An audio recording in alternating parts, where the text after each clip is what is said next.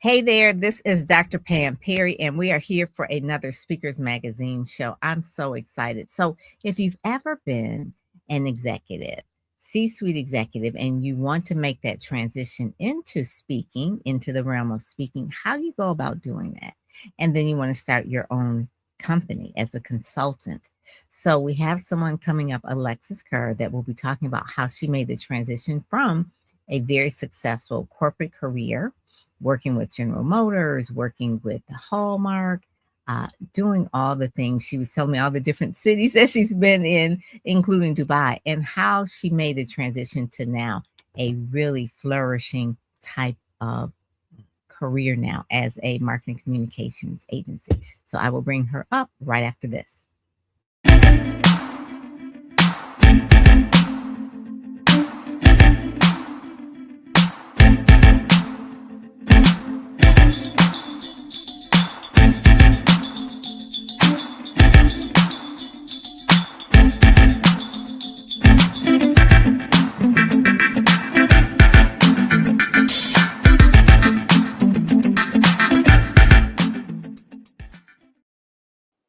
Hey there, Alexis. How are you? Thank you for joining Speakers Magazine TV. How are you doing? Thank you for having me, Dr. Perry. It's so exciting to have this conversation today and just the warmness of your intro. I appreciate it. I'm excited about today just to have the opportunity to talk and also just express the importance of being able to being asked to speak, and just the opportunity to share messages no matter where it has been in my career. I've always had the opportunity to speak. So today is very serendipitous and I'm excited. Good, good. So I want to let people know that you just finished your TEDx talk, that you did it a Yes. couple of weeks ago, I believe Yes, it week was. and a half, Pontiac, Michigan. It was great. Pontiac was special for a few reasons. It was the first place, Dr. Perry, that I had a job officially at Please General call me Pam. Motors. Please Okay, call me Pam. Pam, this is the first time I had the opportunity to work at GM. So it was there originally at a GM facility, but we kept selling out. And so we ended up at the Strand. So that was great. And there's a couple of things people never tell you about a TED Talk, that, your group, y'all become a community. So I'm so proud about that. And it takes a couple of months for them to post it, but I've had so many conversations and people interested in what was my talk about. I'm doing a podcast this weekend to sort of talk about it, but also just the energy around and the excitement and pride there is to be asked to be part of a TED Talk. So it That was is great. good. That is good. Shout out to uh, Andre, Andre, Yes, for yes, doing that. That was his very first one, and it's a lot of work. It's a lot yes. of work. So in terms of that journey, what would surprise you the most? I guess you would say that standing on that red dot. Well, I did not know that even though I am a polished speaker globally, that I would still get nervous. So the day of, even though I had memorized and my speech and I had practiced, I had not practiced in front of live people. And so the day before, I actually had a little bit of stage fright, like a lot of stage fright. Like me and Jesus was like, "Wait a minute, God, this is tomorrow. What are we doing here?" But I learned sort of some key things. One, it's about breathing and relaxing. So I started leveraging some tips that I had saw online in reference to make sure you work through the moments that you stop. And what was crazy is that in the practice the day before, it was like 7:30 p.m. and I could not remember like the first five lines. Oh Like my that, it was God, the tragic. opening and the The opening. opening. And the opening was so pivotal and important to my speech because it sort of laid the foreground, and it was interesting in that process. People are like, they don't know what you're going to say. Tell your story. But I had really put together a thoughtful speech that I needed the opening. It wasn't like, hey, this is a life story. This is what happened. It was about the thread that lies within us. So I needed to start off correctly. But with prayer, my mom's a preacher. I was like, Mama, wake Oh, up. We got to let me do this for you live. And then I was able to, honestly overcome just all of the fear, all of the fright. And really, it was work, like doing the work at the last minute. hmm And so that was the biggest thing. And I would say number two, Pam, was that you got to do this in spite of all of the things. I was traveling. It was on a Friday. On a Monday, I was in the hospital because wow. pickleball got us all. So Okay. pickleball had messed up my knee, then it went down to my ankle. It was a hot Mm. mess, but I did not have any issues. It was just simply I needed to rest. Rest. And it was hard to run and rest. But in spite all of that, like the TED Talk, the show must go on. So Yes. really learned to persevere in spite of, and you just forget how much you're capable of until you're sort of put under pressure. So, a couple of my college girlfriends came and they were like, "You're gonna be fine," and I'm like, "I am not fine," panicking within. But what No I one later saw it. learned, yeah, it's all natural. And you've got to lean into your fears. And when we think about speaking, it's how do you work it out through those fears? Because that was the first time I had memorized anything since college. That was a full 10 minutes with no note cards, no teleprompter, no anything. And a couple Mhm. of people had cards, which was fine, but I really wanted to challenge myself to memorize everything. And Yes. that's how I had practiced it. And so, yeah, one is the biggest thing was just the nerves. And the second biggest thing is that they always were giving you feedback. And so, it reminds me of actors. You got to know how to take notes, figure out what do you need to tweak and adjust, and it just made the speech better. And so it made me also more open to receiving insight, feedback, notes from others. And in the end, it all made it for a better speech. So an experience that I will always hold near and dear to, in my heart. But also, it was just great to see the community come out and Mhm. support, the Did incredible I see work. someone, um, that, came out for you as well as your mom, but were there some other people that came out that we may know? Yes, actress Melinda Williams came out to support, and coincidentally, she's a friend, and we've worked together along with many other companies that I've worked at. But I I thought the love beautiful Melinda. thing, oh, she's Mm. wonderful. She's doing a project in with the school system in Pontiac. Oh, So it was my 5 minutes away from the facility. Melinda's always doing great things. So she does a summer program that's in the past been at Jackson State and FAMU this summer. This will be their second year, but now she's doing a K through 12 STEAM program that does, Ooh. yes, and it's in the city of Pontiac. So it was just great to really have her come out, and a number of other friends who flew in to, and then also co-workers from General Motors. I spent, over 9 years there. So it was just great to see many colleagues, agency partners who came out. So I was super Mhm. proud and humbled by the moment. And the roster was amazing for all of the speakers.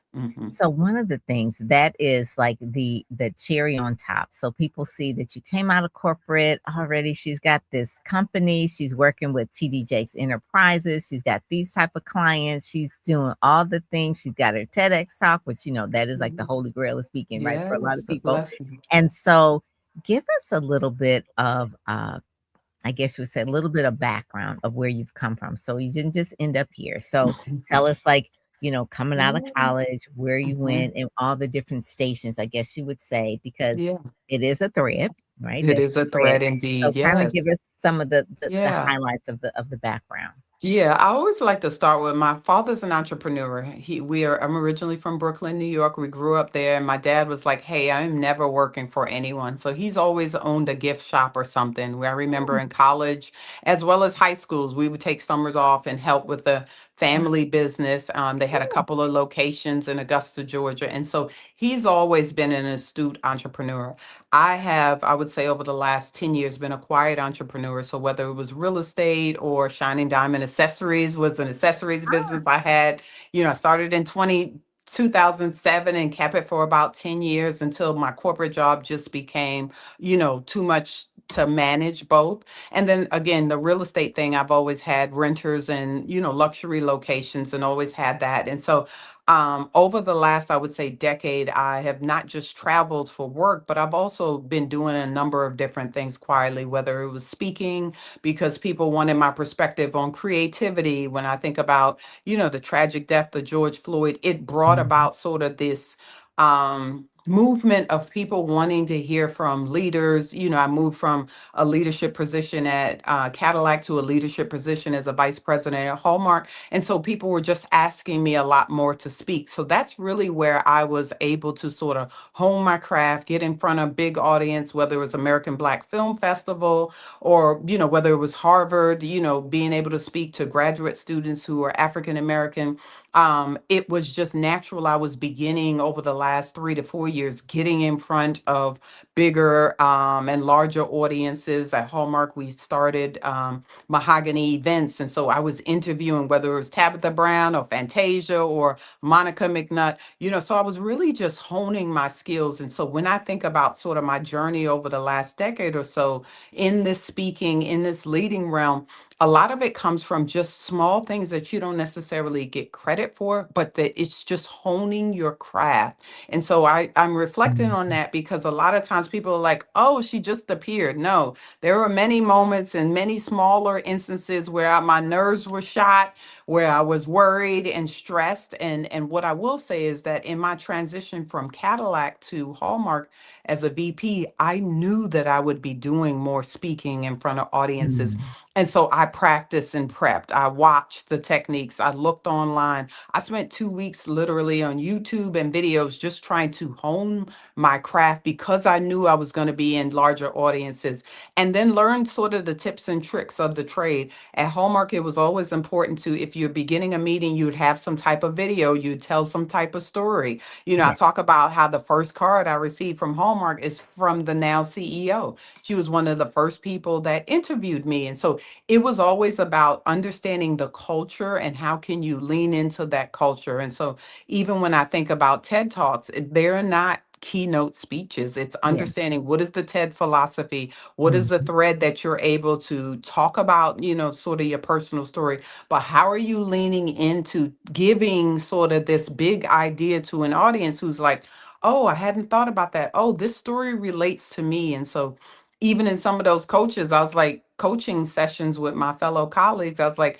that's a great keynote. That's not a TED talk. So also helping Mhm. them, taking notes and really cooperatively sharing with people and the pushes and the nudges. And so, my journey has always been one of like community and Mhm. people bringing me along and always trying to help someone. And it's been important to me to look back and say, okay, who did I help put in a position, whether it's at Cadillac? Who did I help put in a position at Hallmark? Who did I help put in a position at the TD Jakes Foundation?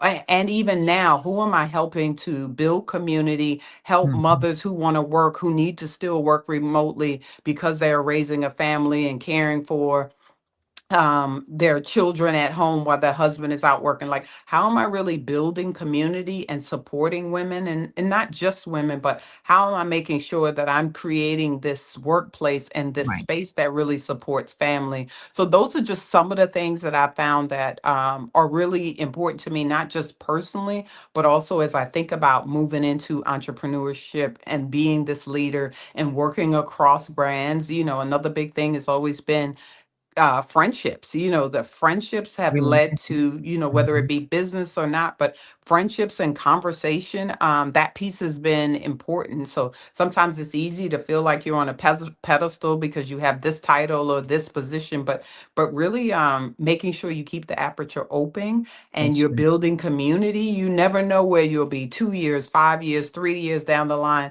and you never know how you have impacted someone's life. You might have forgot about that moment, but for them, because of your position, it may have been a big moment. And I think that piece is also important as I think about my personal and professional journey. Mhm. And the same thing where you have mentors and you've Hmm. mentored people. Hmm. And so it sounds like with you, it's been a holistic journey Yeah. where you have been working with Cadillac, working overseas in Dubai, Hmm. working in wherever you are. You're you. Hmm. You have certain values and things that matter to you. You have obviously a great work ethic. So Yes. that's one of the main things. There's a client of mine. His name is Omar, and he talks about the whom. It's like someone who has the work ethic, the optimism, the heart, and also the maturity. So he talks about the Yeah. who method, and that's just really your character, like who Yes. is Alexis. Like, this is who Mhm. you are, no matter where they put you, what position. You're going to have Mhm. relationships, you're going to care about the community, you're going to build Yes. teams, you're going to make sure people are seen. Mhm. You're telling stories that connect with people. Mhm. So no matter what it is, it's always the same. Where you go, no matter where you are, there you are.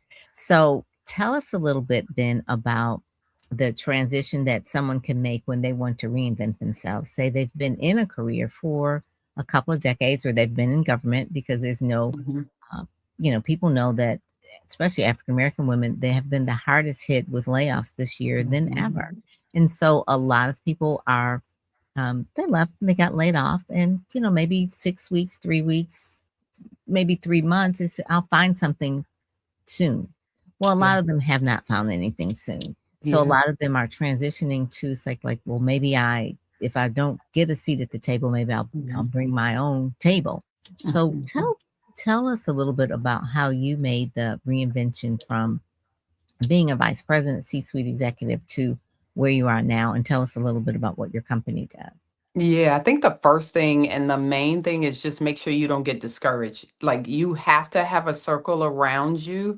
Okay. If you don't have one, you've got to find one, like as Mm, quick as possible, a circle of people that are supporting, encouraging, because it's so easy to get defeated. It's so easy for your self-worth to tank. It's so easy for everything to be tied to your title. And so you've really got to be very mindful that that isn't necessarily your story. So if you find a tribe, sororities, friend groups, Jack and Jill, church. links, you name church, like find a group. I've even found people who have reached out. They were not nice when we worked together. And now they're like in my DM saying, hey, I get so encouraged by your LinkedIn. And I'm like, Oh, you were not sweet when we worked together. But neither way, there's no issue in that. And so I'm saying that because you got to build a circle of and mhm. not having a job sort of equalizes things for the Yeah, most part. it does. So that piece is one. Two, you've got to be able to reach out to your connections. And it's not necessarily reaching out because you need something. Like that is literally a fallacy. You got to just reach out and stay connected. And the easiest way to do that is leverage holidays. And don't do it when the holiday is here.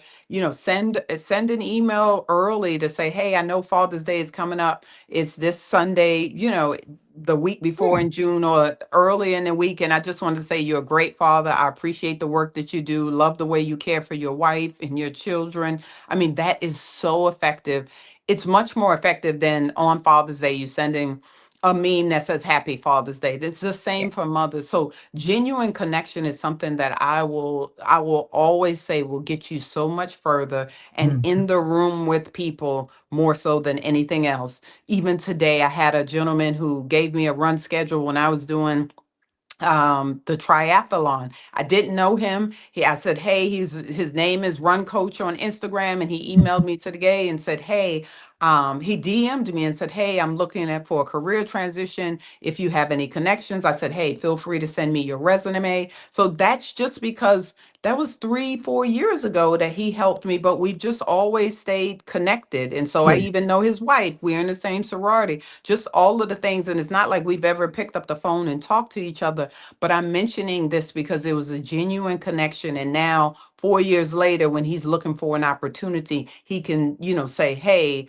I'm transitioning in my career. So, genuine connections, you can never get away from Mhm. that. And that has really, really helped me as I thought about growing and scaling my business. I didn't market, I didn't advertise. I literally were like, who are the people that are in my circle? Who are people that I'm Yeah. connected to People that who I are in may, your phone. People yes, who that I want to reach out, that I want to just reach out to and say, hey, I'm making this transition. This is what I'm doing. And I also will say when you decide to sort of start a business, whatever it is, whether it's paid speaking, whether it's, selling a product, whether it's selling a service, make sure you have all of your ducks in a row so that you can receive official contracts, so that you have a website, you have a pitch deck, you have a brand story, you have an elevator speech. All of those things are important. You have your socials because you have a photo. Listen, you have a a photo, headshot, and yes. you have a Yes. Yeah, it's and they seem like small things, but just get them done ahead of time so people can begin to and continue to take you serious. Because if you don't have them, those are just things that are just easy to be like, okay, I can't do business with her or him and next. So I think all of those things have always been combined for me to lean into the marketing, the PR, the events expertise that my company Shine and Diamond Media Group does, and then um the other pieces that I've leveraged people that I've worked with in the past to work with me now. And so that has been such a prideful place of saying, hey, I've worked with this person, they've done a great job and we're able to work together. I love that. Now. I'm Yeah. going to ask you where the name of your company came from, like how you came about with that. And I'm gonna ask that and I'll have you answer that right after this, and we kind of go into that. And then tell us about the first contract that you got that Okay. in the new company, because you said you basically kind of had the name before, but let's talk about Yeah. how that name came about and how you got your first contract. Yes. Are you ready to elevate your speaking career and be a part of a movement that amplifies Black voices? Speakers Magazine is your go-to resource highlighting top speakers, industry insights, and strategies to take your platform to the next level. Subscribe today and unlock the blueprint for speaker success. Visit www.speakersmagazine.com, the #1 magazine for Black speakers. Subscribe now and start your journey to success. Amplify your voice. Subscribe today. All right, all right.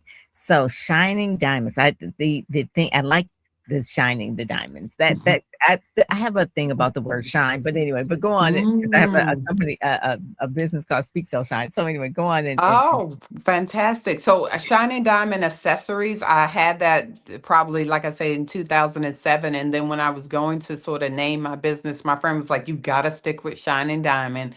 And so I just did Shining Diamond Media as well as Shining Diamond Farms because I've got a farm here on the south side of the city in Pine Mountain, Georgia. And so she was like, you got to stick with that. That has been working. It's easy. So I was like, SDA for accessories, SDM for media, and Shiny Diamond Farms, SDF for the farm. So it'll be, it has been a conglomerate of companies, and it's just been great to stick with the same name. And it also is just to encourage people. Everybody usually says it and smiles. So it encourages me as well as others it with does. the It does. name. Shine and Mhm. Diamond. So Speak Sell Yes. Shine is an event that we do every October in Washington, D.C. And the speaking part, obviously, that's like telling your message, Hmm. selling, meaning that you're Yes. speaking to sell, meaning Hmm. you're marketing something. And then the Yes. shine part is obviously the PR part, like in terms of Yes. amplifying. So that's where Speak Sell Shine. So I was like, oh, the Yes. Shine Diamond. So I gotta have her on talk about where that name came from. But you talk about a farm, that's a whole nother thing for a whole That's nother a whole yes, I'm like, indeed. Yes.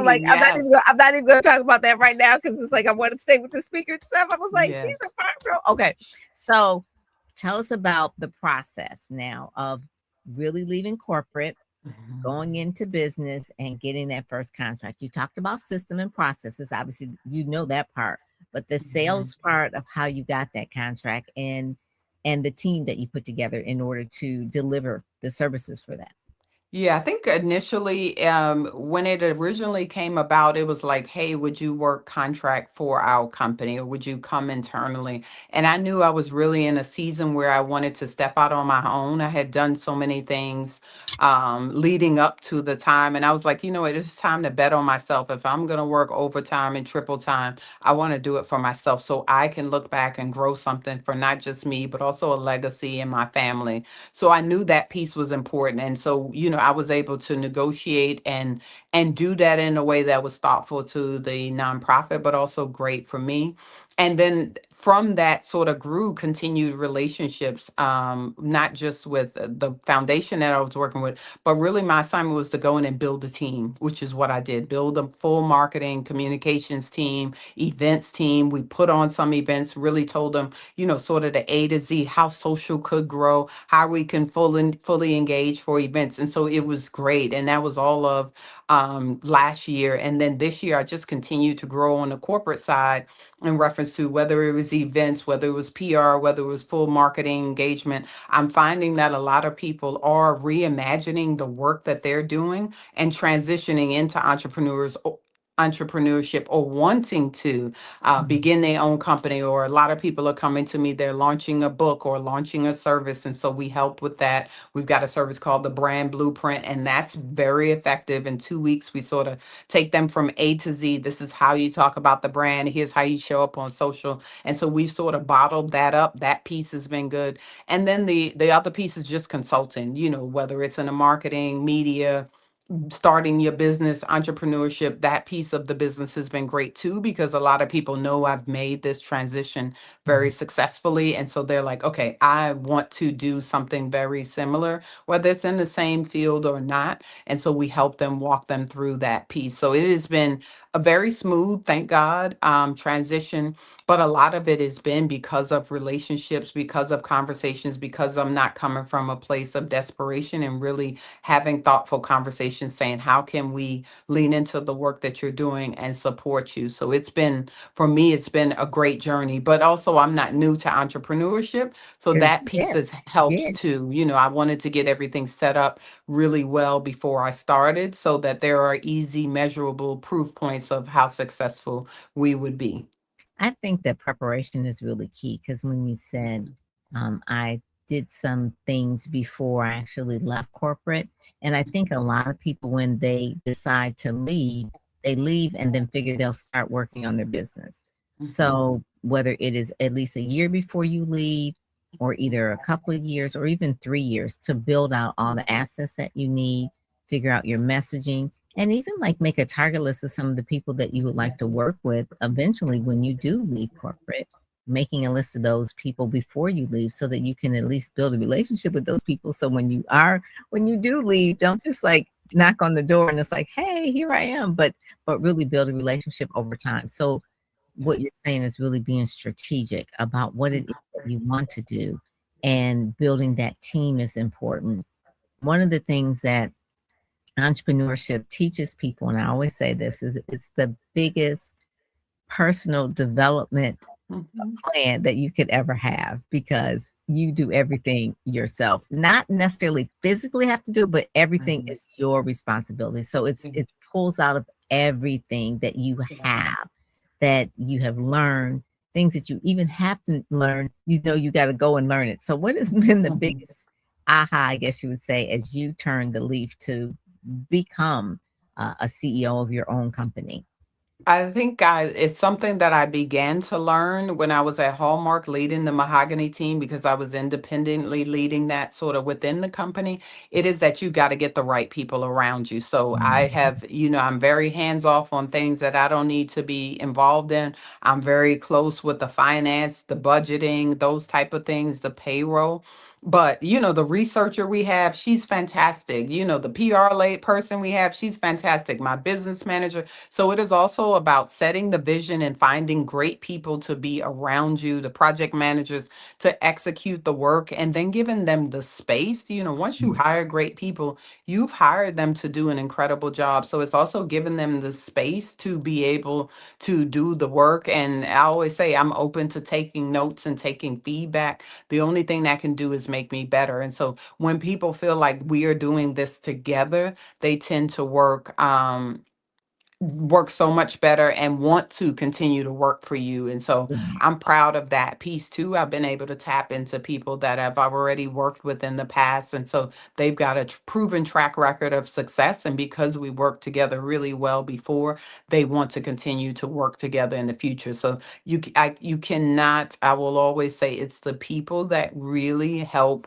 make and grow your business. Between that and the relationships, those are, to me, the clear things for success. And then you've always got to be able to step in and set the tone for the vision, because people need to know what they're following. Why are we doing this? Give them the background, give them the details. But when you do that and give them the space to work, it has been wonderful. It is truly, last month made a year of Shining Diamond Media Group, and it has been a wonderful year. I'm really proud of the impact and the work that we've done, the clients that have come along and worked, The good alongside of us. So it's been a great journey.